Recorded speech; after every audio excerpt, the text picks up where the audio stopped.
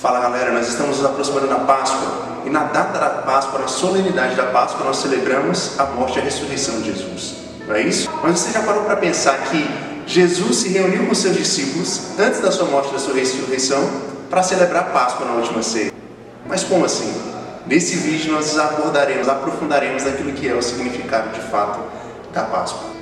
Veja bem, Jesus se reuniu com seus discípulos como os judeus tinham tradição para celebrar a Páscoa dos judeus. E qual era a Páscoa dos judeus? Era a celebração daquele grande momento em que o povo de Deus estava na escravidão no Egito e foi liberto para alcançar, para chegar, para ir então à Terra Prometida. Veja bem, Moisés é a profecia daquilo que será o Cristo em um outro momento. Se eu te falo de um homem que passou pelo Mar Vermelho para alcançar com o povo a Terra Prometida, eu falo de Moisés, mas também falo de Jesus, aquele que passou pelo Mar Vermelho do Calvário, do sangue, da flagelação, para nos conduzir à Terra Prometida. Não mais a Jerusalém aqui dessa terra, mas a Jerusalém do céu, a glória que não se compara a nada nesse mundo. No livro do Êxodo, a palavra diz que o povo de Deus, escravo no Egito, não tinha a liberação do faraó para sair então e para viver aquilo que Deus queria que o povo vivesse, o alcance da terra prometida, uma liberdade, uma felicidade na terra que Deus preparou para o seu povo. Acontece então que Deus começa a mandar sinais, e no 10º sinal a palavra diz que viria um anjo da morte, viria a morte sobre aquele povo, sobre aquela região, e durante a noite um primogênito das casas, de cada casa, tanto de Israel quanto dos egípcios, morreria. Toda aquela região seria ferida pela morte. Um de cada casa morreria naquela noite. Mas a palavra diz que as famílias que sacrificassem um cordeiro, e o cordeiro precisava ser perfeito, presta atenção nisso. O cordeiro precisava ser perfeito. Aqueles que imolassem o cordeiro, sacrificassem, e com o sangue do cordeiro aspergissem nas portas da casa, a morte passaria direto. E aquela família não veria a morte. Essa é a Páscoa que Jesus se reuniu com seus discípulos para celebrar. E essa Páscoa era um sinal da Páscoa maior, que hoje é o significado real para nós. A morte e a ressurreição do Cristo. Porque aquele cordeiro do Antigo Testamento era somente um sinal do que é o Cordeiro de Deus, aquele que tira de fato o pecado do mundo.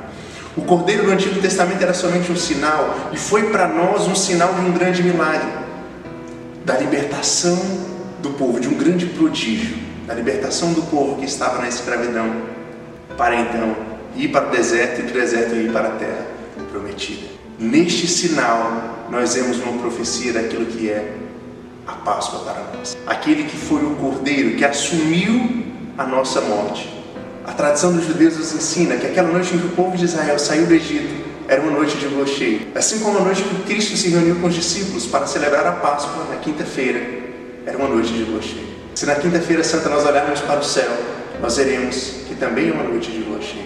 A data da Páscoa está ligada àquela primeira Páscoa do livro do Êxodo, onde aconteceu na primeira lua cheia da primavera do hemisfério norte, a terra onde o povo de Deus caminhou, a terra onde Jesus nasceu. Para nós entendermos o que é a salvação que o Cristo nos traz, o que é celebrar o mistério da morte e da ressurreição, eu gosto muito de utilizar esse exemplo. Há um filme antigo do Tom Hanks, A Espera de um Milagre, em que contava a história de presos que estavam condenados para a morte, e morte de cadeira elétrica. É como se o Cristo sentasse nessa cadeira com nós. Eu e você estávamos condenados, mas o Cristo assume a nossa condenação.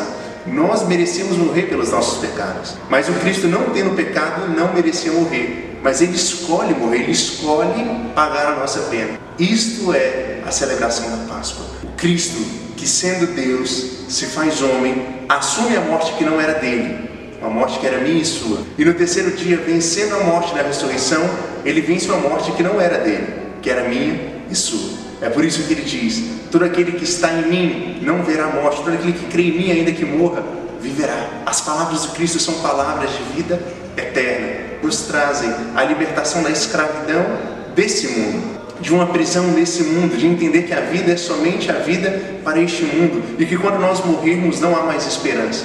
No Cristo, a esperança de vida e de vida eterna. Nele nós podemos ser conduzidos, passando da escravidão para a terra prometida, não mais uma terra prometida aqui, Não mais uma terra que joga leite e mel neste mundo visível, mas uma terra que não se compara, qual a carta de São Paulo aos Coríntios diz: olhos não viram, ouvidos não ouviram, e nenhum coração pôde imaginar a glória que Deus tem para aqueles que o amam.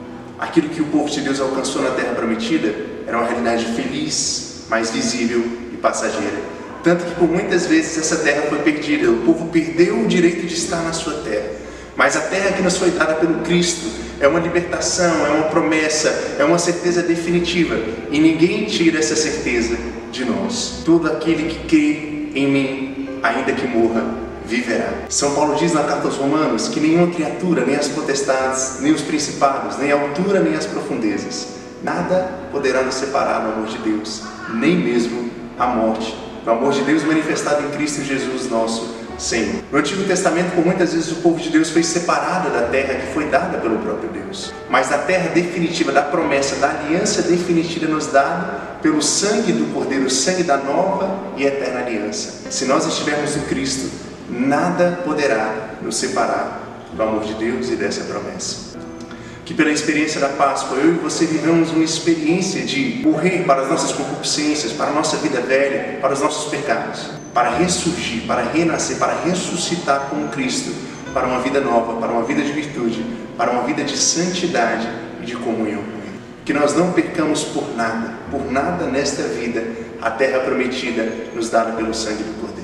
Deus abençoe você, uma santa Páscoa, um santo tríduo pascal, e que nós vivamos essa experiência de ressuscitar com Cristo para uma vida nova. Estamos juntos, até a próxima, Deus abençoe.